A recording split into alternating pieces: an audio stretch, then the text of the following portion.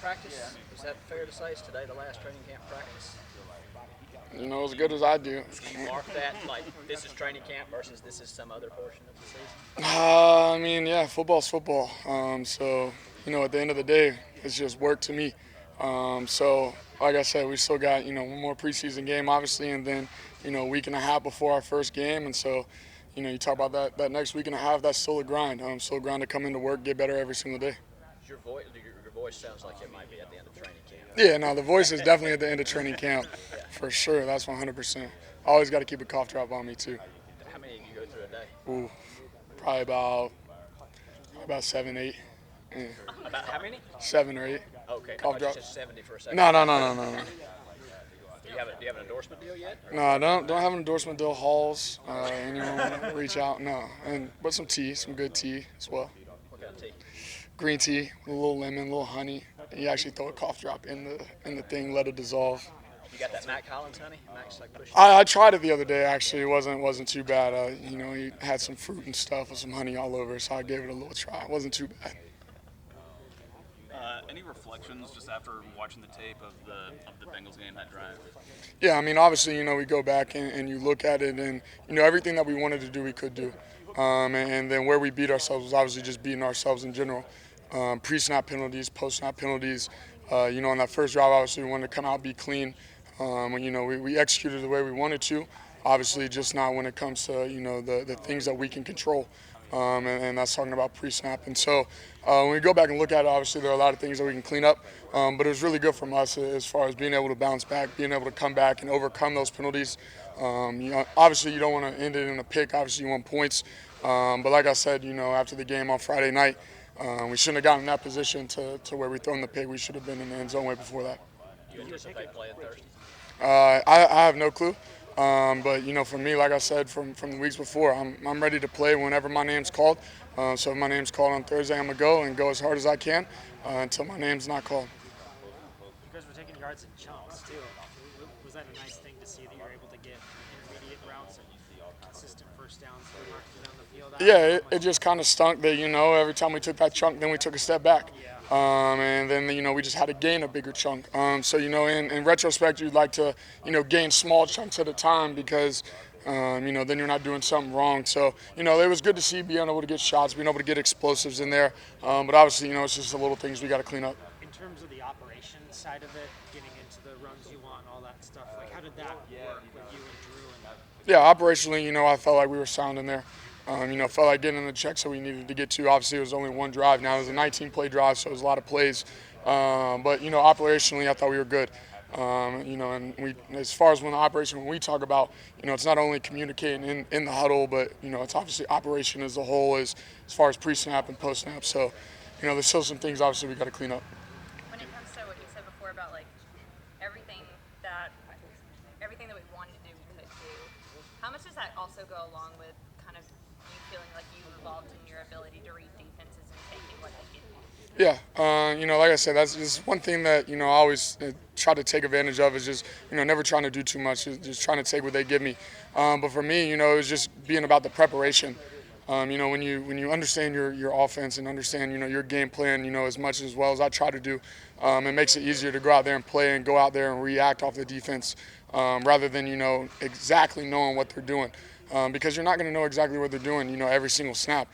So if you know what you're doing on offense, it makes it a lot easier to just go out there and play fast. You spread it around on that drive. I think Mac had a couple catches, Bijan, Kyle. Was that a conscious effort on your part to try to, like, distribute the ball to all these guys, or is that just kind of the way that it fell? No, like I said, that was just me staying within our offense. You know, like I said, taking what they're giving me and just the design of the play is just how it ended up. Like I said, we got weapons all over the place, and so just to get the ball in their hands and get them to go, that's obviously my number one job. As you're working with with that kind of first unit, you're throwing a lot to Drake and Kyle and Scotty and stuff like that. But like we see a lot of these wideouts like rotate in. Like how important is it to get reps with Josh and Penny and some of these other guys that you don't see a lot of, just to make sure that if you have to go to them in a game that the timing is good? Yeah, it's huge. Obviously, you know, to be able to get, because everyone that, you know, it's in our building is going to be a part of our team. It's going to be a part of our team to go help us win.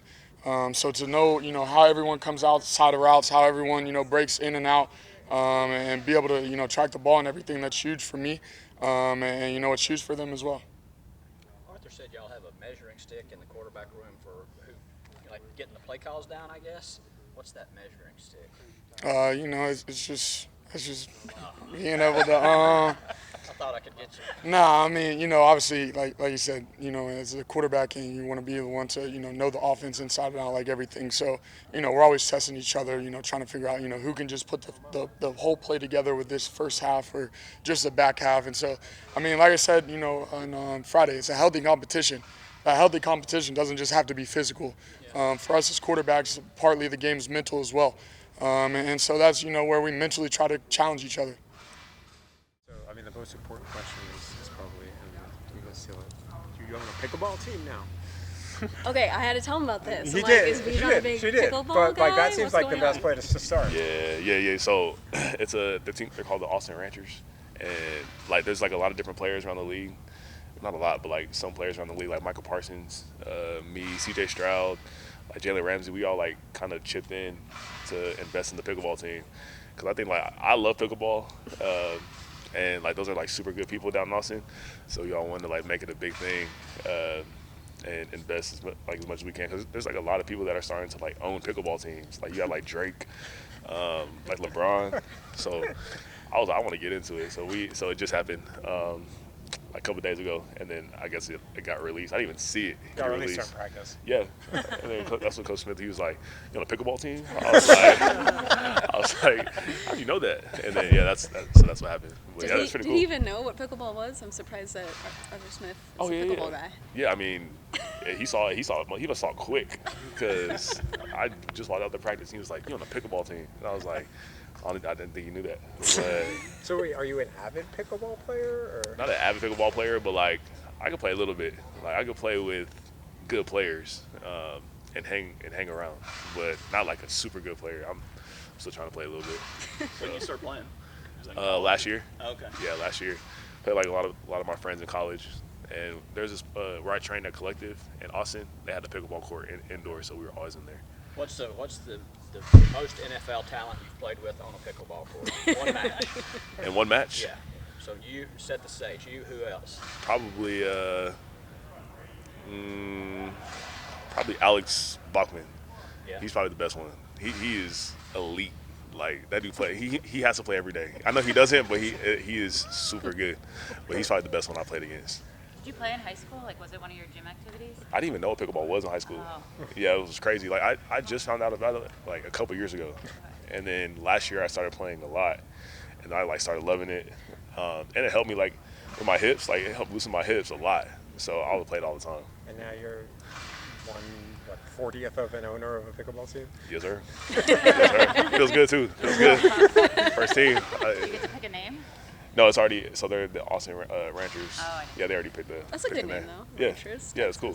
When you were in college, did you know about that team before? Or is this like a new thing? It's like a new thing. Actually, I think it's been like building up for a long time, but I just like found out about it like probably in May. That's when I found out. How cool is it to just have that connection to your collegiate town? It's super cool, and even like the owners that like really own the team, like they're like the coolest people, and I just like love that it's there in Austin, and then obviously it gets to like spread out across the United States. Maybe we can get it across the globe. Like, but I think it's pretty cool to have that like in the home or back in Austin. How did you, when you look back at how what day was it? Friday. Friday. Friday. There we Friday. go. Every day it's flat circle. Yeah. When you look back how Friday went, what did you take from that? Now that you've had 3-4 days to kind of sit with it. Yeah, I mean it was like a really like great moment for me to go out there, and especially like on that first drive, like get to feel the atmosphere and just go out there and just play, freely and play loose. And because that was the first time I like played it in a football game since I guess like November. So like just being able to go back out there and to like compete against another team and play real football, like it felt good for me. So that's really what I took out of that first experience. And I mean I felt good, and I know that Coach Smith, he has a plan for who he plays and what he wants to do for the players. But the time that I got, I just enjoyed it, and I'm ready whenever I go again. How many texts did you get Friday night? Say it again. How many text messages did you get Friday night? I got a lot. A lot of people watching the game, so I got a lot of texts. It was a cool moment. Did you get more for that or the mustard commercial? Well, I got a lot for that, and then the mustard commercial came like a couple of days later, and I didn't think it was gonna be like all over the internet, but like all the teammates were talking about it earlier, and I was like, it made them laugh, so it must have been something good.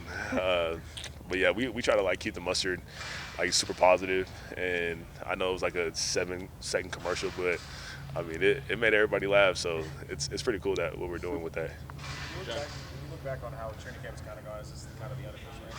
How did you kind of see yourself kind of grow over this time period and maybe some lessons you learned there?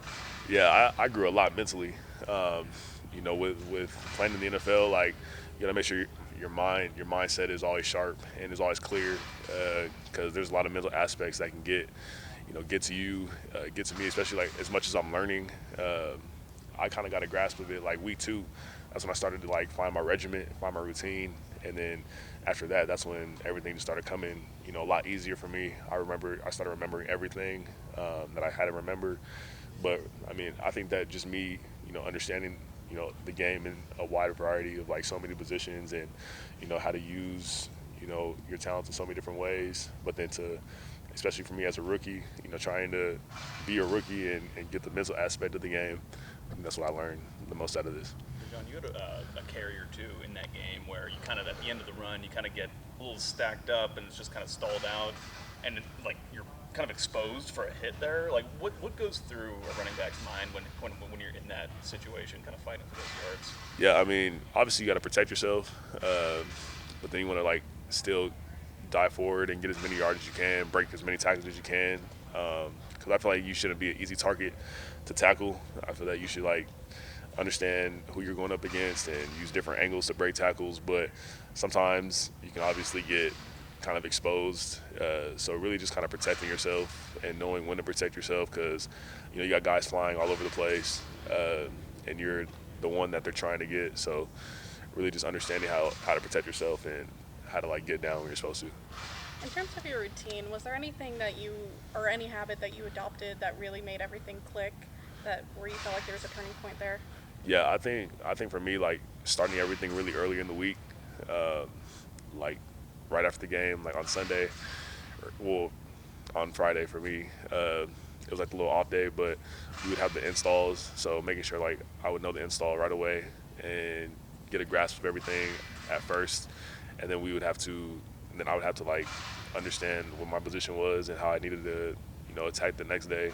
But I think starting it the day after, we played a game, it really helped me out a lot, because then I just remember what I had to do coming into practice the next couple of days.